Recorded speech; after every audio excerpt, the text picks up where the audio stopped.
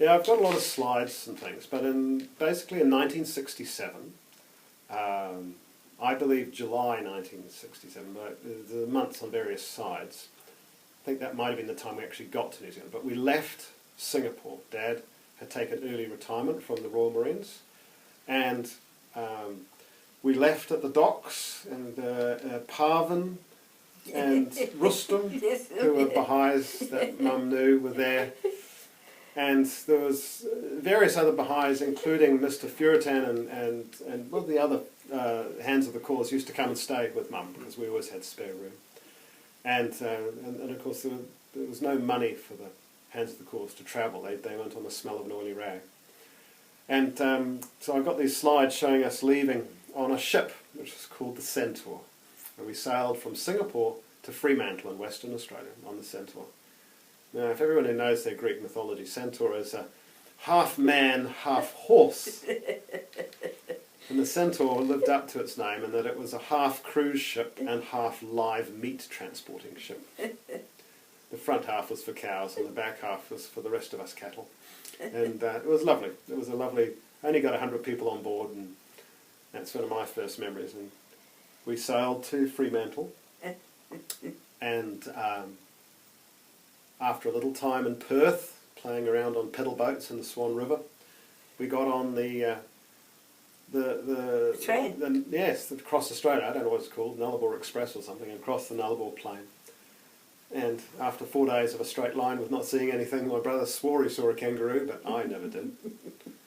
We got over to the east coast of Australia and met up with Dad's car, which was a Humber Hawker State car. And we drove around How a little did you bit. get it over there? It must have been on the ship, Oh, I see. Yeah. and it got put on the train, I think. That's right, yes. But it was definitely there. Yes. If not, we were in a different car, and our car went straight to New Zealand. It could have done that. It might have been that. I'm not exactly sure. So we were up in the Blue Mountains in 1967, and I think, did you go to the Baha'i temple then at all? Do you know the one? Because it would have been, might have done. We didn't have a temple in New Zealand. No, in Australia. When we got to Australia, we went over on the train. I don't remember that. No, I don't think we did. We did. No. Maybe we were in a different part. But I do remember Mum and Dad telling me about a little town that they went through.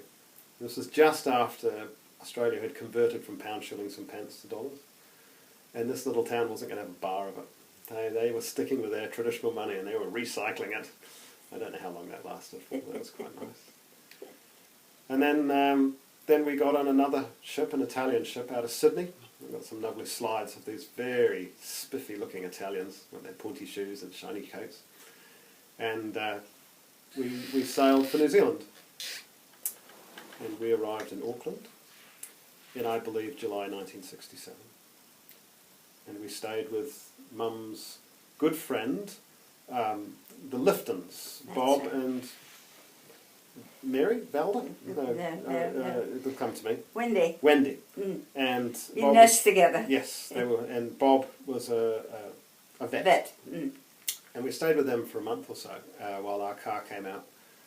And then, due to the fact that our very large Humber Hawker State car had a very small motor, we had the tiniest caravan you've ever seen on the back. And Mum and Dad and us were going to have a tour of New Zealand before we ended up in Christchurch. We were going to Christchurch because that was the only, at the time, it was the only relative of ours who lived in New Zealand, and that was Uncle Jack. And mother's brother. Your mother's brother, and his wife, Oh, Jack and Una. Jack and... No, Can't remember. No. And he had been out in New Zealand since the 30s, and he was an engineer of some sort. Was the only man on the street in Christchurch who was not unemployed during the Depression. He used to make his own tools. I think I still have a few of them floating around. So we went from a Singapore tropical weather, where all European kids in those days had zero body fat, absolutely zero. I must tell you a story about Singapore before we go. I was in a kindergarten there, Sunnyside Kindergarten, full of military kids and very wealthy Indian and Chinese kids. And I rather liked Indian and Chinese kids much more than the other ones, especially. But I never saw them as being wealthy because even though they had guards and chauffeurs and probably bulletproof limousines, occasionally I got dropped off in the dad's army jeep, Land Rover, by his Batman who would salute me. So I was the coolest of them all. And we had a birthday party, and Mum and Dad love kids. And so we had, 15 or 20 of these kids. I don't think there was any Europeans amongst them at all turning up with all their vehicles and all their guards and all their drivers who just couldn't fit in the house and had to go sit out on the street. And Dad, of course, used to run the most amazing parties for children. There were games for Ethiopia. And I remember him saying there was these two little Chinese girls, like porcelain dolls, who basically sat on his knee and said, well, could we have some ice cream, please? And of course, he was just completely besotted and did whatever they wanted, so they were fine, you know. So Dad always did good parties throughout the time in New Zealand and things like that. So we moved to Christchurch, settled up in 230 Clyde Road in an old farmhouse, farm villa type bungalow. Large property on what is now a very flash part of Christchurch, if it hasn't deliquefied. And of course, Mum got back into the Baha'i community. It was on the local spiritual assembly. And nursing. No, the nursing didn't start till Auckland. Oh, really? Yes, you remember the Clonic Clinic in Auckland? Oh, yeah, I do. Yes. But she was busy enough with the Baha'is, and again, whenever the Hands of the Cause, like Mr. Furitan would come, they would come and stay with us. And we were just going through some of the letters from various hands. I'm thinking, slightly sweating in my archivist role, that maybe I should offer them to the to the Baha'i community at some point.